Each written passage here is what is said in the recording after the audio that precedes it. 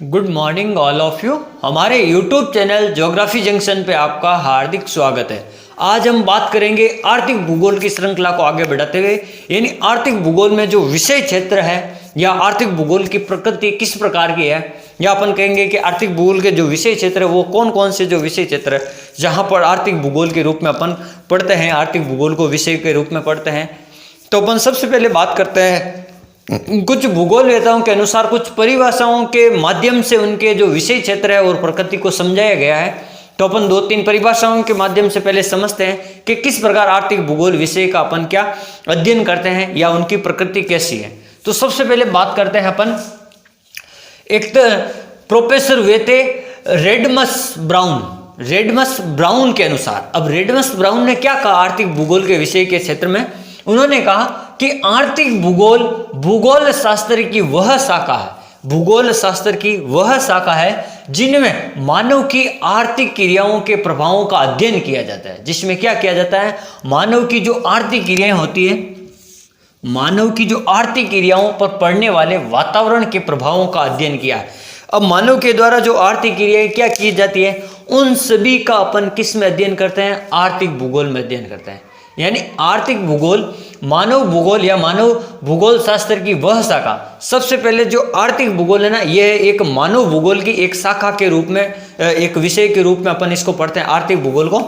तो आर्थिक भूगोल भूगोल शास्त्र की वह शाखा है जिसमें मानव की आर्थिक क्रियाएं का मतलब जैसे मानव जैसे प्राथमिक क्रियाएं होती है, आप 3-4 प्रकार से पढ़ते हो, प्राथमिक क्रियाएं, द्वितीय क्रियाएं, तृतीय क्रियाएं, चतुर्थ क्रियाएं। यानी प्राथमिक क्रियाएं में मानव क्या काम करता है? जैसे मछली पकड़ना, आखेट यानी शिकार करना, या खनन संबंधी कार्य करना, या कृषि कार्य करना, या पशुपालन करना।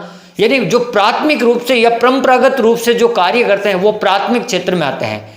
फिर अपन बात करते हैं द्वितीय जो कार्य होते हैं, व्यवसाय होते हैं, वो क्या होते हैं? जैसे अपन कहेंगे जो विनिर्माण उद्योग धंधे जितने भी होते हैं वो द्वितीय श्रेणी में आते हैं। फिर अपन बात करते हैं तृतीयक, यानी तृतीयक व्यवसाय मानव के अनुसार तृतीयक क्रियाकलाप क्या होते हैं कि जो परिवहन है, व्यापार है, अपन कह सकते हैं मनोरंजन है, शिक्षा है, संचार है, या जैसे कुछ बैंकिंग सेवाएं होती है जैसे नौकरी वगैरह, सरकारी नौकरी, ये अपन थर्ड स्टेप में पढ़ते हैं। फिर आती है चतुर्थ क्रियाएं। चतुर्थ क्रियाएं में क्या आती है? जैसे वैज्ञानिक है, डॉक्टर है, जैसे थोड़ी उच्च स्तर की संस्थाएं। तो अपन इसको बात करते हैं कि जो मानव के द्वारा जितनी भी जो क्रियाएं की जाती है उन सभी क्रियाओं को भूगोल शास्त्र की एक शाखा है मानव भूगोल, उन्हें भूगोल शास्त्र की एक शाखा है आर्थिक भूगोल। उस आर्थिक भूगोल के अंदर मानव के प्रभावों का अपन क्या करते हैं? अध्ययन करते हैं। मानव का प्रभाव जो वातावरण के ऊपर क्या हुआ, या मानव कौन कौन सी जो क्रियाएं करता है जो वातावरण से संबंधित है, उन सभी का अध्ययन अपन कहाँ करते हैं? आर्थिक भूगोल में करते हैं। ये किसने कहा था? ये कहा था रेडमस ब्राउन ने कहा था। फिर अपन एक दूसरी परिभाषा पढ़ते हैं डॉक्टर एन.जी. पाउंड्स ने क्या कहा था कि इसके अनुसार आर्थिक भूगोल भूपृष्ठ पर मानव के उत्पाद क्रियाओं के वितरण का अध्ययन करता है। जो अपन का पृथ्वी तल है या जो भूपृष्ठ है, यहाँ पर जो मानव की जो क्रियाएं होती है, चाहे उत्पाद क्रियाएं हो, किसी प्रकार की क्रियाएं, उन सभी का अध्ययन किया जाता है। उसको ही अपन क्या कहते हैं? या उनका अध्ययन या वितरण किया जाता है। यह प्राथमिक, गौण तथा तृतीयक प्रकार की क्रियाएं हो सकती है। यानी जो मैंने आपको बताया प्राथमिक क्रियाओं में कृषि कार्य, पशुपालन, व्यवसाय, मछली पकड़ना, आखेट, जो खनन वगैरह, जो अपन कह सकते हैं परंपरागत या आधुनिक रूप से जो परंपरागत रूप से जो कार्य किए जाते थे बिना यंत्र या औजार की सहायता से, बिना मशीनों की सहायता से, तो वो क्रियाएं। और द्वितीय क्रियाएं जिनमें उद्योग, विनिर्माण उद्योग जो आज के आधुनिक उद्योग हैं, और तृतीय बैंकिंग है, सेवाएं है, संचार है, परिवहन है, ये सभी साधन। फिर अपन बात करते हैं एक थे प्रोफेसर शो के अनुसार किस प्रकार मानवीय आर्थिक क्रियाएं विश्व के उद्योग संसाधन, यानी जितने भी विश्व के उद्योग संसाधन लगे हुए हैं या उद्योगों में काम आने वाले संसाधनों का तथा संसाधनों एवं औद्योगिक उत्पादनों के अनुरूप होती हैं, यह आर्थिक भूगोल के अध्ययन का विषय है। यानी इन्होंने क्या कहा कि आर्थिक भूगोल का जो विषय है, उन्होंने ये बताया कि आज हम जो भी अपन आधुनिक रूप से अपन आधुनिक भारतीय आधुनिक विश्व के रूप में जितने भी आधुनिक उद्योग धंधे हैं, जितने भी कारखाने हैं, जितने भी मिलें हैं, फैक्ट्रियां हैं, या जो मानव द्वारा जो कृषि की जा रही है आधुनिक रूप से, या मानव द्वारा जो आधुनिक रूप से उद्योगों का निर्माण किया जा रहा है, कोई भी काम आज के ज़माने में जो वर्तमान में बिना मशीनों के नहीं होता है। तो ये जो आधुनिकीकरण हुआ है, इसी का अपन अध्ययन किस में करते हैं? कृषि अपन पढ़ते हैं आर्थिक भूगोल में। इन सब का अध्ययन अपन किस में करते हैं? आर्थिक भूगोल की शाखा के रूप में अपन इन सब का अध्ययन करते हैं। ये तो हुआ अलग अलग भूगोल वेताओं के अनुसार अध्ययन आर्थिक भूगोल के विषय क्षेत्र का। अब अपन बात करते हैं इसकी जो प्रकृति, यानी जो आर्थिक भूगोल की प्रकृति किस प्रकार की, अपन आर्थिक भूगोल में किस प्रकार से इसकी प्रकृति का अध्ययन करते हैं। तो सबसे पहले अपन बात करते हैं आर्थिक भूगोल पृथ्वी तल का विज्ञान है। अब जो सबसे पहली प्रकृति की लाइन है कि आर्थिक भूगोल पृथ्वी तल का विज्ञान है, यानी जो पृथ्वी तल पर जितने भी अपन काम करते हैं, जितने भी जैसे स्थल मंडल है, जल मंडल है, वायुमंडल है, इन तीनों को मिलाकर जैव मंडल है, इन सब में जितनी भी विज्ञान से संबंधित जो भी होती है क्रियाएं, या भूगोल से संबंधित जो भी क्रियाएं होती है, उन सभी का अध्ययन अपन किस में करते हैं? आर्थिक भूगोल में करते हैं। यानी पृथ्वी तल का मतलब ये हो गया हमारा वायुमंडल, हमारा स्थल मंडल, हमारा जल मंडल, इन तीनों को मिलाकर जो बनता है जैव मंडल, इन सभी का अध्ययन अपन किस में करते हैं? आर्थिक भूगोल में। जिनका संबंध मानव की आर्थिक क्रियाओं से, उन सब का अध्ययन करते हैं, पहली बात। फिर दूसरी बात, आर्थिक भूगोल अंतर संबंधों का विज्ञान है। अब अंतर संबंधों का विज्ञान किस प्रकार से? यानी किसी न किसी दो बातों का संबंध एक दूसरे से जरूर है। यानी कोई भी दो सब्जेक्ट है जो एक दूसरे से पूरक है या समपूरक है, या वो उनके सहयोगी है, तो अपन कह सकते हैं जितने भी जो विषय क्षेत्र होते हैं आर्थिक भूगोल के, जो आर्थिक भूगोल से संबंधित जितने भी अन्य विषय क्षेत्र है, उन सभी का अध्ययन अपन किस में करते हैं? आर्थिक भूगोल के अंतर करते हैं। तो इस प्रकार अपन कह सकते हैं कि आर्थिक भूगोल का जो संबंध है अंतर विषयों से, यानी दूसरे विषयों के साथ में भी है। फिर अपन बात करते हैं आर्थिक भूगोल समाकलन का विषय है। अब आर्थिक भूगोल समाकलन का विषय, अर्थात ये किस प्रकार का विषय? समाकलन का मतलब ये होता है कि अपन कह सकते हैं कि आर्थिक भूगोल जो है प्रारंभ पहले आर्थिक भूगोल नहीं था, ये एक मानव भूगोल की शाखा के रूप में बाद में इसका धीरे धीरे विकास होता गया। जैसे जैसे आर्थिक भूगोल का विकास होता गया, तो इसका एक जो विकास होने का जो एक क्रम है, ये एक निश्चित समय के अंदर हुआ था। उसी को अपन क्या कहते हैं? समानुकलन कहते हैं, समानुकलन। यानी एक आर्थिक भूगोल के विषय का जो विकास हुआ है, वो एक काल क्रम के अनुसार हुआ है, एक विशेष निश्चित समय के अनुसार हुआ है। उसी को अपन क्या कहते हैं? समाकलन कहते हैं। फिर अपन बात करते हैं आर्थिक भूगोल एक संश्लेषणात्मक अध्ययन का विषय है, अध्ययन का विज्ञान है। अब संश्लेषणात्मक अध्ययन का विज्ञान का मतलब ये हुआ कि आर्थिक भूगोल के अंदर जो मानव जो क्रियाएं करता है, उन सभी मानव क्रियाएं और मानव के वातावरण का अध्ययन किया जाता है, मानव के व्यवहार का पता लगाया जाता है कि मानव किस प्रकार से वातावरण में, या किस प्रकार से पर्यावरण में, या किस प्रकार से आर्थिक भूगोल में अपना संबंध रखता है। यानी मानव के व्यवहार का अध्ययन किया जाता है आर्थिक भूगोल की इस शाखा में। मानव के भूगोल अर्थात मानव के व्यवहार को बताया जाता है, या मानव के व्यवहार का अध्ययन किया जाता है संश्लेषणात्मक विज्ञान में।